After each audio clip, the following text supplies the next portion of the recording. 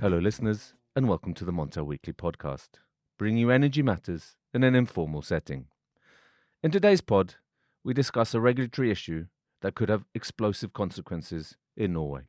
4 years ago, opponents of Norway's membership of the European Economic Area, or EEA, mobilized to protest against the transposition of the EU's third energy package 10 years after it was launched in Brussels. Now it's the turn of the fourth energy package, also known as the Clean Energy Package, and it could cause ripples in the country's political landscape. But what are the controversial elements of the legislation, and why could they have serious implications? Helping me, Richard Sverrisson, to discuss Acer and Norway's transposition of the fourth energy package is Banet, law professor at the University of Oslo, and Olav Vilnes, editor Nordics at Montel. A warm welcome to you, Catherine and Olav. Thank you, Richard. Yeah, thank you, Richard. If I can start with you, Catherine, if we can talk about the background. Why do we need a fourth energy package? Isn't the third one enough? Well, at that time, we were in a very particular situation that is closely linked to the energy transition. And the package was proposed in 2016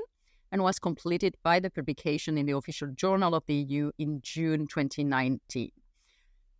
In short, it aimed at facilitating the clean energy transition. But if you think back what happened at that time, in 2015, we have the Paris Agreement. Then we have a series of political goals and policy goals adopted at the EU level that needed implementation. So the background for the package, the fourth energy package, so the European Commission preferred to call it the Clean Energy Package for all Europeans, were closely linked to this path towards the bigger share that clean energy transitions technologies and as well renewable energy technologies in particular will play in the energy mix. The fact that you need to implement the commitments under the Paris Agreement and to ensure that you have the right legislation, not only in terms of market legislation, for adapting to a bigger share in the energy mix for renewable energy sources. So we have this as a background. We had as well a few years before discussion about the creation of an energy union, and that came also in 2015. So it needed to be followed up. And all the policy targets for 2030 that we are now discussing 2040, but at that time it was implementation of 2030 targets. So what are the main elements of the fourth energy package or the clean energy package then, Katarina? Clean energy package for all Europeans is composed of 8 legal acts and 2 non-legislative documents. And we have some of these acts that are a revision of a previous act, such as the Electricity Directive, Electricity Regulation, Acer Regulation, Renewable Energy Directive, and we have new acts related to risk preparedness and governance of the Energy Union. We also find revisions of the Energy Efficiency Directive and Energy Performance Directive. Just to stress a few elements of these legal acts, we find important elements related to already, and we discussed a lot already, market design during the past year, but we had already a discussion on market design in order to adapt to the bigger share of renewable energy sources, to make distribution system operators more in line with their new role at the decentralized level, and empower consumers, and as well reinforce mechanisms around preparedness. But that being said, it was only on the electricity side, because gas was not part of this package. If it's bringing Norway in line with the Paris Agreement, if it's accelerating the rollout of renewables, why is it so controversial in Norway, Olav? It's more like an EU relationship to EU at stake here. I think the aims of the clean energy package is very similar to the aims of the Norwegian energy policy. It's about boosting renewables. It's about having an efficient market to get all this renewable electricity into the market. The problem is, I understand, is that it is this fear that Norway eventually should lose sovereignty over its own energy policy.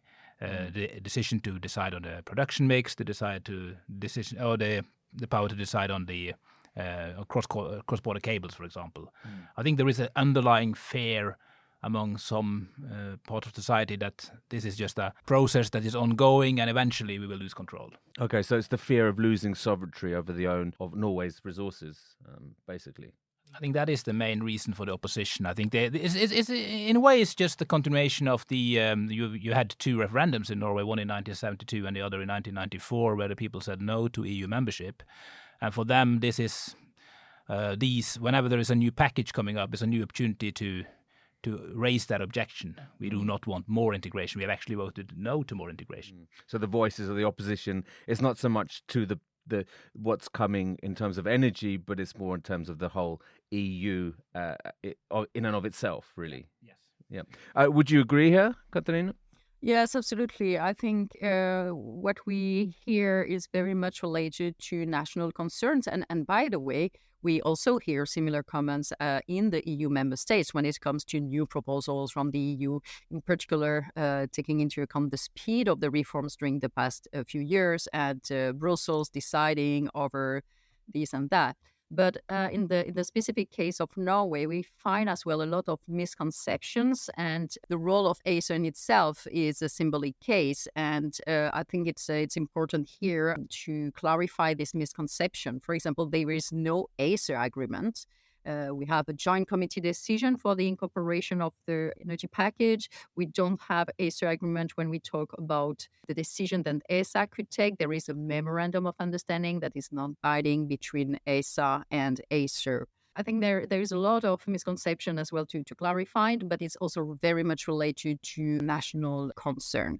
I think we can maybe we stick with this because this is the main point. It's almost become about Acer, hasn't it? The dispute, the discussion in Norway, Olav. Yeah, and as Catherine said, it's very strange in a sense because you sort of criticizing the referee here for because when you have legislation at the European level, someone has to monitor it, and Acer is just an agency to monitor that everyone is obeying to the rules. And I think for every small state, it's good to have an authority that actually rules and make sure that everyone follows it. If not, it will often be the largest powers that actually decide.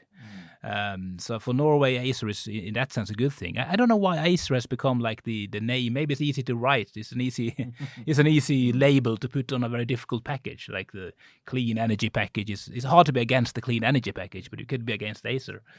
Exactly. So what is more the scapegoat here, the sort of the punch bag, if you like, for the anti-EU lobby in a way, Olav? What does the anti-EU lobby or the opposition to generally to Norway's membership of the European Economic Area? What do they see as Acer being? What's the view of Acer? The view of Acer from the anti-EU movement. I think if you look at the government at the moment, you have a centre party who's against the EU, and they always gain on being against the EU. So for them to sort of give power away from any EU entity is not good for their support among their core voters.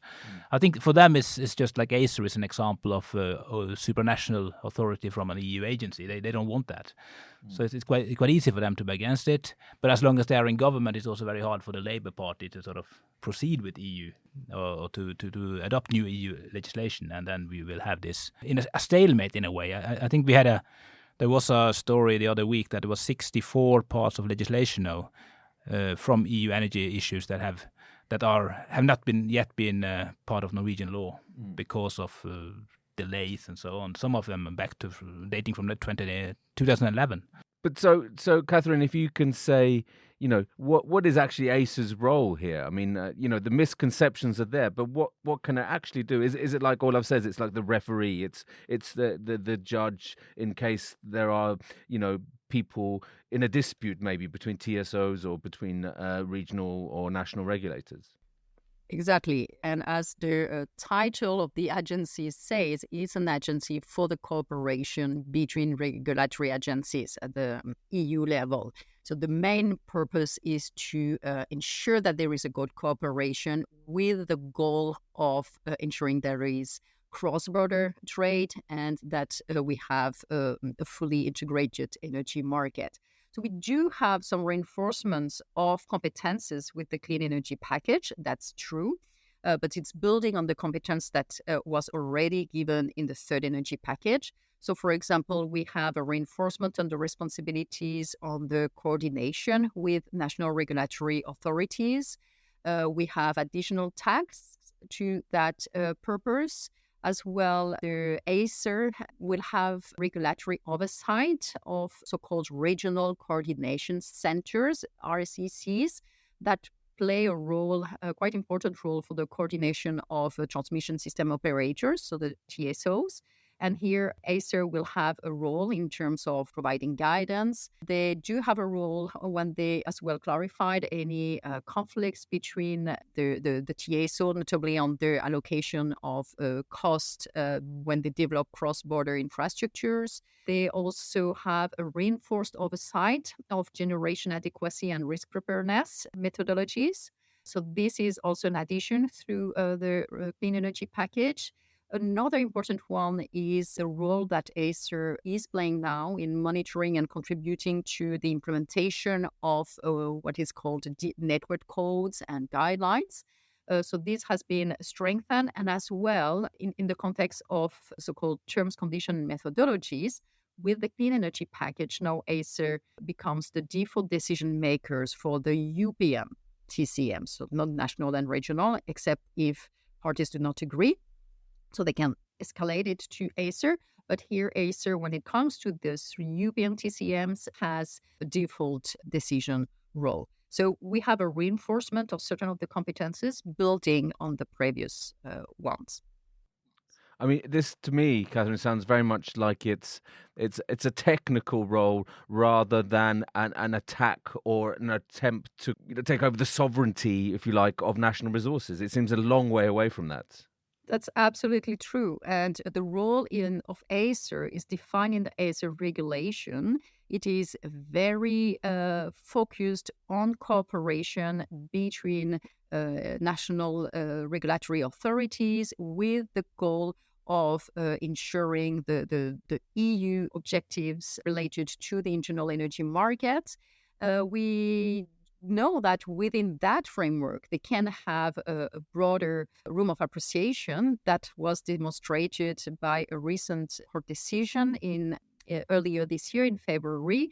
That was the Austrian Power Grid decision, where they confirms that Acer has enhanced powers when it comes to individual decision, but that's on cross-border issues when the case has been referred to them. So within that clear framework, Acer has powers, but it is, again, according to this competence that has been defined in the legislation. So it needs to be referred to them in a way. I mean, I know the Nordic countries are generally very good friends, Olav, but there are instances where there have been disputes, especially, more recently, maybe a year or so ago, between the Norwegian and Swedish TSOs. And it's probably quite good to have a referee or an impartial judge who can come in and rule on one side or the other. Yeah, you have a current one as well between Finland and Sweden regarding the financial markets, because they have different attitudes on how to, different views on how to make sure they have a liquid financial market. The Finns want financial transmission rights on the borders between Sweden and Finland, while the Swedes want the current system to work, just to reinforce that with some TSO bidding, like these contract EPAD contracts that they currently use.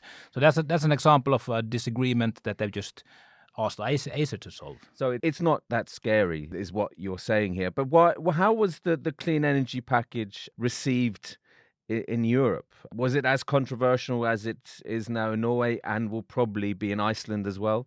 The clean energy package was an ambitious one already at that time. Now we are more familiar with this ambitious big package, in particular after the Fit for 55 one, but that was already an ambitious one, more than 5,000 pages of legislation.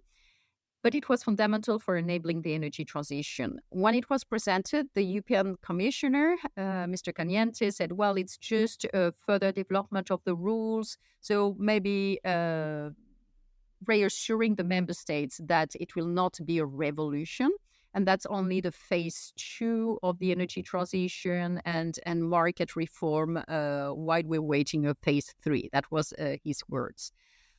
But in practice, we find some very important reforms in the clean energy package that were discussed by the member states and sometimes subject to, of course, negotiations between the Parliament and the Council.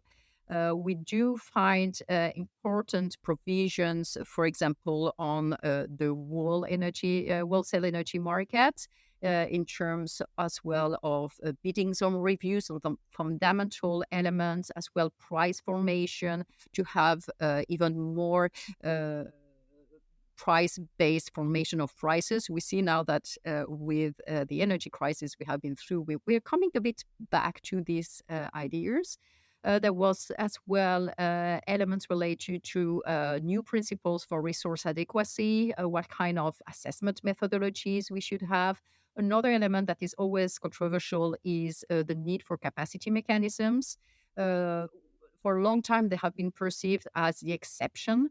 Now we see that with the reform that we are currently discussing, we have further emphasis on the permanent use of capacity mechanisms, other elements related to cross-border trade, how to address bottlenecks on the border were as well key in the clean energy package. Other elements related to demand response, flexibility were already there. The rights for the energy communities, more dynamic electricity price contracts. So we find many fundamental elements that were discussed by the member states, but in terms of implementation, that is the role of the Commission to ensure full implementation. There's something that they follow up through the governance of the Energy Union. And that is probably something that also is a turning point and further tool is how to use the mechanisms that were established in this new governance regulation on the Energy Union to streamline the efforts of the member states in order to reach the EU goals. Because we move from national goals to EU goals or targets with this clean energy package. Absolutely. So how long does Norway have before it needs to transpose the directive? It can't just postpone forever here, can it, Catherine? Yeah. So if you allow me, first we need to distinguish between incorporation and transposition. So we have the first step of incorporation into the EEA agreement. Here there is no deadline. There is no obligation as such to incorporate a new EU legislation. But many of these acts in the clean energy package are revisions of already incorporated legislation. So we're just deepening the gap in a way. But there is no deadline, and it is subjected to the negotiations between EEA states and the EU side. And there are two sides of it. However, some basic principles related to homogeneity of the agreement, reciprocity, and loyalty will apply here. And we should have a dynamic agreement. We should not wait too long before incorporation, and this is fundamental. Once it has been incorporated into the agreement, when it comes to directives, then they will need to be transposed at the national level, and then the joint committee decision will set a deadline. So here we will have a deadline. That's a very important clarification. So thank you for that, Catherine. But Olav, where are we in terms of politics here? Where is it on the? You said the current government, which is made up of the Labour Party and the Centre Party, but also with the support of the Socialist Left, although they're an active member of the cabinet. How do you see this playing out? Because that is starting to be discussed now. It's coming on the table. It's being brought up into the public domain. How do you see this playing out over this year and the coming years? It's been a bit in the debate recently. We had the Energy Ministry. There were some reports that they are working on implementing it regular, like on a case by case. They're looking at it. But I think politically, the Centre Party has clearly stated that they can't accept any introduction of this directive as long as they are in government. So it would mean break up the government. The most likely thing now is that they just postpone this to the next election, which is in 2 years' time, and then it will up to the next government to decide on whether to go to Parliament and ratify it and make it part of the EE agreement.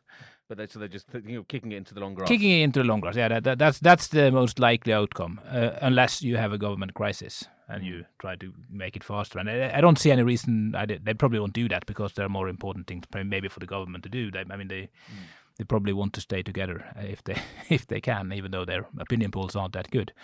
But as I said in the introduction, it has potential to be quite explosive, not just within the current government, but within Norway more generally. And there is another element there. I think one of the biggest trade unions recently said that Norway should actually exit Acer. That was their statement. So that it means that they want Norway to get out of the third package, just in a way break out of the EU Energy Market Cooperation, which again would maybe put the whole EEA agreement in danger. That will probably not happen, but it shows that there is a very strong resistance, both within the trade unions and some of the political parties, towards the whole concept of a unified or a united European energy market. What's your take on this, Catherine? I mean, can you literally just exit Acer? I mean, what does that mean in practice? There is no exit of Acer without getting out or stopping implementing the third energy package, because it's part of the third energy package. And then you refuse as well incorporating the next pieces of legislation. And after the fourth energy package, we have the Fit for 55 package, and then we have the Repower EU package, and then we have the hydrogen and decarbonized gases package and the market reform. So we are waiting now a long list of legal acts from the EU to be incorporated. It will be a question of basic choices, as Olav mentioned, regarding Norway's position towards European cooperation under the EEA agreement, and as well which voice will have, which weight will have the different actors on the industry side that also need these common rules to compete on a level playing field. And put their services and product on the market, and that needs to be balanced with other views on European cooperation. Absolutely. I mean, what would happen if Norway didn't implement it once it's incorporated into the EEA agreement? Of course, we can take the example of offshore wind developments. We are in a situation where we need clarity in terms of what is the applicable legislation to not only radial infrastructures that could develop under national legislation, but as well cross-border infrastructures such as hybrid projects. And here you have a huge question in terms of what kind of legislation will apply, both under EU law, but as well between the countries that will connect their assets through a hybrid project. If you don't have the same rules, then you're not talking the same language and you cannot accomplish the project. So here you have different choices. Either you incorporate the European legislation and you follow the same rules, so it's clear, it's harmonized. Otherwise, you can't anticipate having the same rules. You can't make bilateral agreements between each countries and then with other countries around the North Sea. It's getting very complicated, and you may risk to lose investments because project developers need foreseeability, and we need again a level playing field. Yeah, I think that's an important. You risk the fragmentation and then, the lack of predictability and more uncertainty, which is something that investors certainly generally do not like, and especially into renewable energy. So I think that's a very good point. And Olav, just a final question, really. Do you think this whole issue could open up a whole Pandora's box in Norway in terms of that it generates not just the issues around energy and the rollout of renewable energy and the standardization and harmonization of EU rules, but more that it becomes, you're either for the EU or against it? Yeah, I think it's been like that for many years. I don't think it will. I don't actually think this situation will be that tense. I think it will eventually calm down a little bit. I mean, it's up now it's a big discussion now about it's a huge debate about the third energy package. It's been far less talk about the fourth, but I think it depends a little bit on the government constellation as well. I mean, if this current coalition with the Centre Party, supported by the social left, continues for the next 4 years after the election, then suddenly you may be in a more difficult situation than if you have a center-right government. But it's still I think it's so much at stake that eventually they will take part, they will implement it, and we will remain part of the internal market. Do you share that view, Catherine? Yes, I totally share the view, and the recent judgment by the Supreme Court in Norway by the end of October also provides some fresh air to the government if they want to move forward with the incorporation of the fourth energy package, clean energy package, and everything that is waiting. So it will be both a question of political decision for this government, but as well a strategy for the incorporation of all these acts that are waiting. You can act differently. You can choose to prioritize some of these acts instead of taking a package at the time. Another legal act that will be very important for Norway is the Net Zero Industry Act that we're currently negotiating at the EU level.